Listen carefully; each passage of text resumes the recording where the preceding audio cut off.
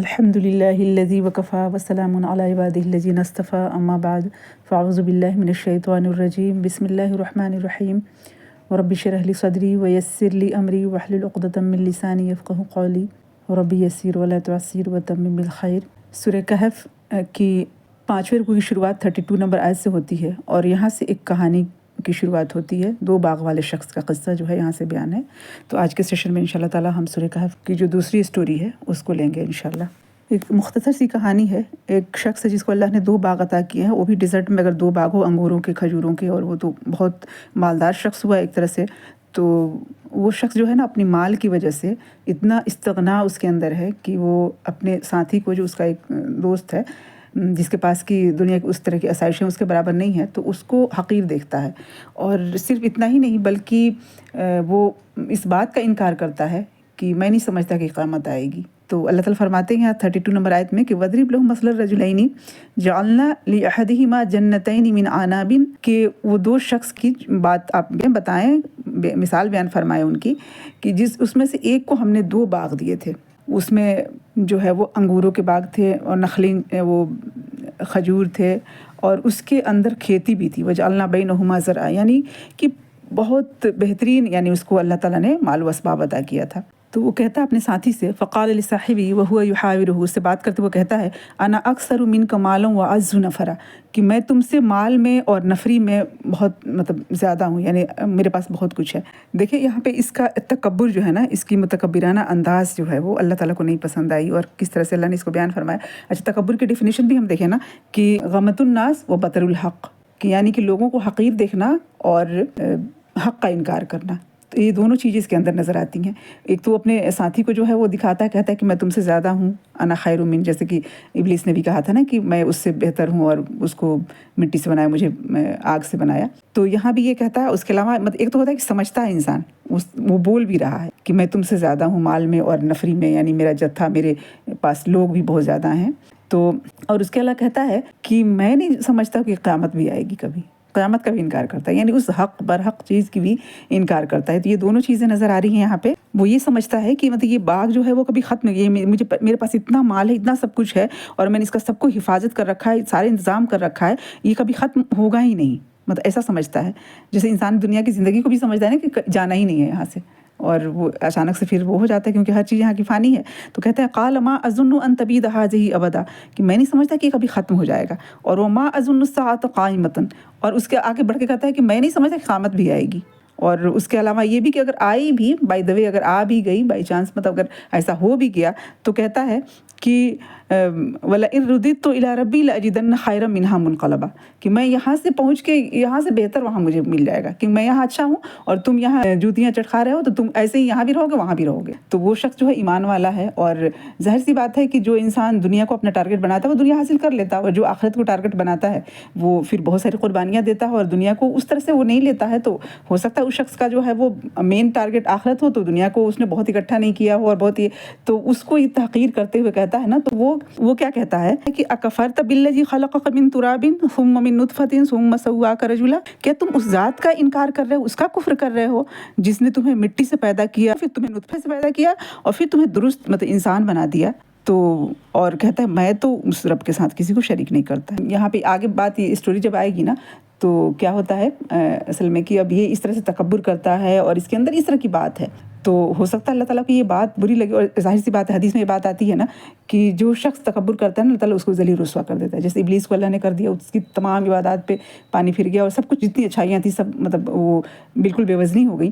تو اس طرح سے اس شخص کا بھی جو باغ تھا نا، جس کے اوپر یہ توکل کیا ہوا تھا، اللہ تعالیٰ کے مد مقابل بھی کھڑا کیا اس نے، اور کفر بھی کیا، یعنی حق کا انکار کر دیا، اور تکبر کیا، یعنی کہ اس شخص کو تحقیر بھی کیا اس کی، اور سمجھتا ہے کہ یہ کبھی ختم نہیں ہوگا، یعنی کہ ہمیشہ کے لیے یہ باغ اس کا ہے، اور اس کے علاوہ اگر میں لوٹ کے گیا بھی تو مجھے اس سے بہتر ملے گا، یہ اس کو گمان ہے۔ اور وہ شخص کہتا ہے کہ لَٰكِنَّ هُوَ اللَّهُ رَبِّي وَلَا أُشْرِكُ بِرَبِّي أَحَدًا، لیکن میرا تو اللہ ہی رب ہے اور میں اس کے ساتھ کسی کو شریک نہیں ٹھہراتا۔ یعنی یہاں اس نے مال کو ایک طرح سے اللہ کے مد مقابل ہے، اس پہ توکل کرتا ہے، اور آخر میں یہ کہتا بھی ہے، اچانک سے اس کے باغ پہ کوئی آفت آ جاتی ہے اور سب کچھ ختم ہو جاتا ہے، تو اس وقت وہ پھر اپنا ہاتھ ملتا اور کہتا ہے کہ یا لیتنی لم اشرک بربی احدا۔ یہ آیت نمبر 2 है इसकी सूरह कहफ की, जहाँ पे ये कहता है जब इसका बाग पूरा ख़त्म हो जाता है और फिर क्या करता है, वलौला इज़ दखलत जन्नतक क़ुल्त मा शा अल्लाहु ला क़ुव्वता इल्ला बिल्लाह। अल्लाह ताला फरमाते हैं कि ये अपने बाग में दाखिल हुआ तो अगर ये उसको अल्लाह की तरफ ये करता है इस नेमत को कि माशा अल्लाह, अल्लाह ने जो चाहा, ला क़ुव्वता इल्ला बिल्लाह, उसके सिवा कोई ताकत कोई तो क़ुव्वत नहीं है। मतलब सही बात तो यही है कि जो कुछ भी है, जो भी नेमतें होती हैं ना, वो अल्लाह की तरफ से होती है, जो भी सलाहियत होती है वो अल्लाह की तरफ से होती है। जो कुछ भी इंसान के पास है ना, इंसान की कोई ताकत और क़ुव्वत नहीं, वो सब अल्लाह की तौफीक से इंसान करता है। तो इस बात को जब एक्सेप्ट करता है तो अल्लाह की तरफ मंसूब करता है हर नेमत को, हर सलाहियत को, हर चीज़ को। लेकिन ये शख्स अपने आप मुतकब्बिर, यानी ये मेरा, मतलब यानी इंसान ये करता है ना कि अपने इल्म की वजह से उसने बहुत माल जमा कर लिया, अपने हुनर की वजह से, अपनी स्मार्टनेस की वजह से, मतलब ये तमाम चीज़ें जो है ना, तो ये भी शिरक में आ जाती हैं। तो कहता है वहाँ पे कि मैं काश मैंने शिरक नहीं किया होता। हालांकि वहाँ पे कहीं किसी देवी देवता का, किसी दूसरे मतलब किसी बुत परस्ती का, किसी चीज़ का कोई नज़र नहीं आ रहा है ज़ाहिर में। लेकिन जो इसने अपने माल को अल्लाह के मद्दे मुकाबिल लाया ना, जैसे मेटलिस्टिक जो इसका अप्रोच था ना, इसको मतलब यहाँ पे कहा गया कि उसने शिरक किया और इसने कुफ्र भी किया। कुफ्र जैसे वो शख्स कहता है ना कि कफ़रत बिल्लज़ी खलक़क मिन तुराबिन सुम्मा मिन नutफ़तिन सुम्मा सव्वाका रजुला। ये आयत नंबर 37 है। और 38 में इसका जो ईमान वाला जो बंदा है वो कहता है कि मैं अपने रब के साथ किसी को शरीक नहीं ठहराता। तो ये कहानी मुख्तसरन यही है कि बस ये शख्स जो है वो तकब्बुर में होता है, तहक़ीर करता है और वो तमाम चीज़ें जो है वो अपने माल पे इसको बहुत फ़ख्र है, गुरूर है, अपने नफरी जो है इसका जत्था जो है, जो लोग इसके पास हैं, माल की वजह से जो है वो लोग भी काफ़ी इसके दोस्त और अहबाब और बहुत सारी मतलब इस तरह की जो नफरी इसके पास जो है वो, उस पर भी इसको बहुत नाज है। तो फिर बाद में ये इस बात का एहसास करता है जब ये चीज़ें ख़त्म हो जाती हैं, तो कहता है कि मैं अपने रब के साथ शरीक नहीं किया होता। तो इसमें बात क्या मालूम होती है असल में, इन मेटरिस्टिक चीज़ों को जो है अल्लाह ताला के मद्दे मुकाबिल इंसान समझे ना और उसी को अपना मकसद हयात बना लेना, तो ये चीज़ें तो मतलब ख़त्म होनी ही होनी है। और फिर वो शिरक भी हो गया। और फिर जब इंसान अपने आप को इस्तगना मतलब कि उसमें देखता है ना, गनी देखता है, तो वो इस तरह की बातें, इस तरह की रविश इख्तियार करता है। अक्सरियत की ये हाल है, इल्ला माशा अल्लाह, इल्ला जो कि मतलब मालदार होने के साथ तक़वा, हिदायत और पाकदामनी की जो दुआ है ना कि अल्लाहुम्मा यसअलुकल हुदा वत्तक़ा वल अफ़ाफ़ वल गिना, यानी मालदारी अपने आप में कोई बुरी चीज़ नहीं है। और एक ये गलत कंसेप्ट है कि जितने मालदार हैं वो सब बुरे ही होंगे और मालिक हो जाने की वजह से वो बुरे हो जाएंगे, ऐसा नहीं है। असल में एक बड़ी आजमाइश है। अल्लाह ताला सूरह फजर में फरमाते हैं ना, फ़अम्मल इंसानु इज़ा मब्तलाहु रब्बुहु फ़अकरमहु व नअमहु फ़यक़ूलु रब्बी अकरमन, कि जब अल्लाह ताला आजमाइश करता है इंसान की और उसको माल अता करता है, नेमतें अता करता है, तो वो कहता है कि मेरे रब ने मुझे नवाज दिया।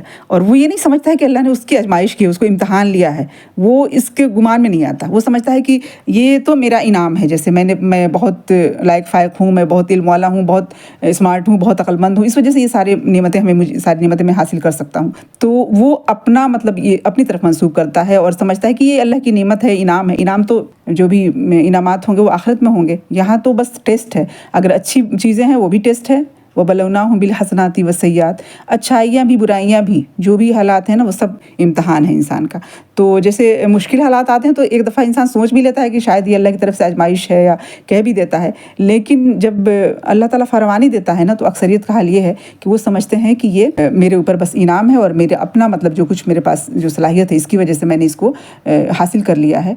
और वो अल्लाह ताला का इनकार करने लगता है, हक़ का इनकार करता है, तकब्बुर करता है। ये तमाम रविश आती हैं, तो यहाँ पे चेक करने की ज़रूरत है, क्योंकि हमें से अल्लाह ताला ने हर एक को ना कुछ किसी से ज़्यादा किसी को दिया है, उससे ज़्यादा किसी और को दिया है, यानी दर्जात हैं। और जैसे कि दुनिया में भी इंसान के जो इम्तहानात होते हैं ना, कोई नर्सरी का इम्तहान दे रहा है, कोई 5th का दे रहा है, कोई 10th का दे रहा है, कोई उससे आगे दे रहा है, कोई उससे आगे दे रहा है। तो अल्लाह ताला ने दुनिया में भी हर किसी के इम्तहान अलग अलग लिए, हर किसी के दर्जे बनाए हैं, यहाँ सब बराबर नहीं है।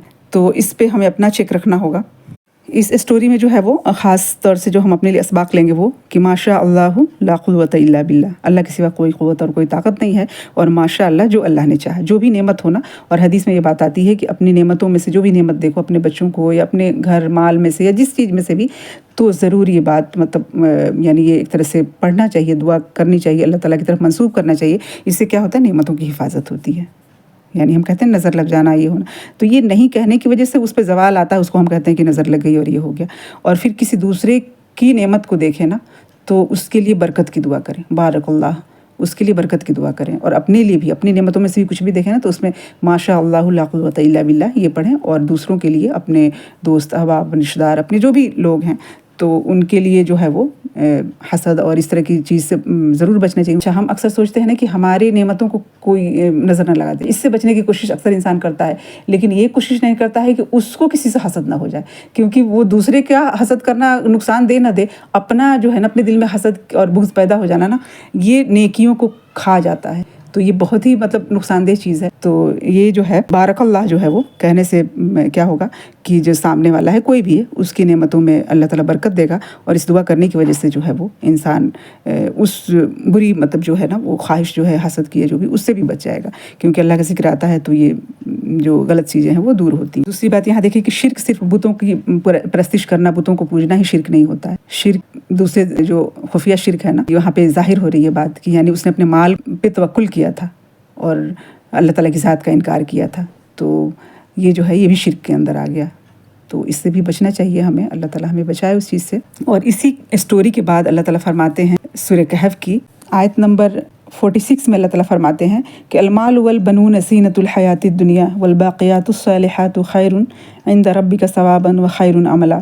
کہ مال اور بیٹے جو ہے نا یہ دنیا کی زندگی کی زینت ہے، اور باقی رہنے والی جو چیزیں ہیں وہ صالحات ہیں، نیکیاں ہیں جو بہتر ہیں ثواب کے طور پہ بھی اور امید کے طور پہ بھی. ہے جو باقی رہنے والی جو چیز ہے وہ کیا ہے؟ نیکیاں ہیں، وہ صالحات ہیں. اللہ نے دنیا میں جب لوگوں کو غنی کیا نا، انسانوں میں سے بہت ساری مثالیں ایسی ملتی، تو لوگوں نے ایک نیا دین ایجاد کر لیا جس کو بادشاہت ملکیت اور اس طرح کی دی نا. تو ہدایت سے جب دور تھا انسان تو اس نے ایک نیا دین ایجاد کرنے کی کوشش کی.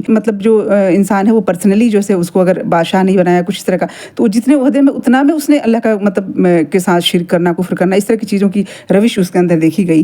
اور اکثریت کی الا ماشاء اللہ، یعنی کہ وہ ایکسیپشن جو ہے قلیل کا وہ تو رہتا ہی ہے. اس میں کیا ہوتا ہے کہ یعنی اپنے لیے جو ہے نا حرام حلال کے خود قوانین سیٹ کرنا اور یہ کرنا کہ یہ اپنی طریقے پہ ایک دین بنا لینا. اور جیسے وہ لوگ جو کہ ان چیزوں سے بچتے ہیں، ڈرتے ہیں اور عزیمت کی راہ اختیار کرتے ہیں، قربانیاں دیتے ہیں، ان کو بیوقوف سمجھنا. جیسے سورۃ البقرہ میں ہم نے دیکھا تھا نا کہ منافقین کیا کہتے تھے صحابہ کو کہ انؤمن کما آمن السفہاء، ان بیوقوفوں کے جیسا ہم ایمان لائیں. اللہ تعالیٰ فرماتے ہیں الا انہم هم السفہاء ولکن لا یعلمون، یہی بیوقوف ہے، جان لو، اور ان کو خبر بھی نہیں، یہ نہیں جانتے. ایک سبق اس کے اندر بھی کہ ہدایت سے دور ہو کے کوئی بھی نعمت نہیں ہوتی ہے. ہر نعمت جو ہے نا ہدایت کے ساتھ ہی نعمت ہے. تو اللہ توفیق دے کہ ہم ان باتوں کو سمجھیں. اور اس طرح کی جو چیزیں نا یہ نہیں ہونا چاہیے کہ انسان جو ہے مال کو برا سمجھے اور اس کو حاصل کرنے کی جو بھی جائز طریقے ہیں اس کو بھی نہیں اپنائے. یہ اصل میں نہیں اللہ تعالیٰ کو مطلوب ہے. یہاں پہ جب اللہ تعالیٰ اکرام دے، عزت دے، جب مال دے، جب اس طرح کی چیزیں دے نا، تو انسان کو یہ سمجھنا چاہیے کہ یہ سب اللہ کی طرف سے ہے. اور جب آزمائش آتی ہے وَلَنَبْلُوَنَّكُمْ بِشَيْءٍ مِّنَ الْخَوْفِ وَالْجُوعِ وَنَقْصٍ مِّنَ الْأَمْوَالِ وَالْأَنفُسِ وَالثَّمَرَاتِ، وہ بھی اللہ نے کہہ دیا کہ ضرور ضرور ہونا ہے ہر ایک کی زندگی میں. تو وہاں پہ کیا ہے اِنَّا لِلَّهِ وَإِنَّا إِلَيْهِ راجعون، کہ اللہ کی طرف سے اللہ کی طرف جانا ہے. یہ کوئی ایسی تو یہ دونوں حالات جو ہیں وہ انسان کے اوپر آتے ہیں، اپس اینڈ ڈاؤنس ہر کسی کی لائف میں. یہ اللہ نے ٹیسٹ رکھا ہے دونوں، جس کو جس طرح سے وہ چاہتا ہے ٹیسٹ لیتا ہے. تو بس اصل چیز کیا ہے؟ کامیاب ہونا، اور جو روش جو ہے نا انسان کی کہ وہ کون سا اختیار کرتا ہے، تو اس کے اوپر وہ جواب دہ ہے. تو یہ اس اسٹوری کے اندر یہ تمام چیزیں تھیں. اللہ تعالیٰ توفیق دے ہم اس کو سمجھیں اور اپنی عملی زندگی میں جو ہے وہ اس کو پریکٹس کریں. اور اللہ ہم سب سے راضی ہو، اور کہنے سننے میں کوئی خطا ہو گئی ہو، جو بھول چک ہو گئی ہو یا کوئی کمی رہ گئی ہو، تو اللہ تعالیٰ معاف فرما دے. اللہ تعالیٰ ہم سب کو بہترین حال میں دنیا میں بھی اپنی کتاب کے ساتھ جوڑ کے رکھے، اور آخرت میں بھی ہمیں بہترین حال میں اللہ تعالیٰ اٹھائے اور ہماری ملاقات بہترین حال میں ہو. سبحانک اللہم و بحمدک، نشہد ان لا الہ الا انت، نستغفرک و نتوب الیک. سبحان ربک رب العزت عما یصفون، وسلام علی المرسلین، والحمد للہ رب العالمین. السلام علیکم ورحمۃ اللہ وبرکاتہ.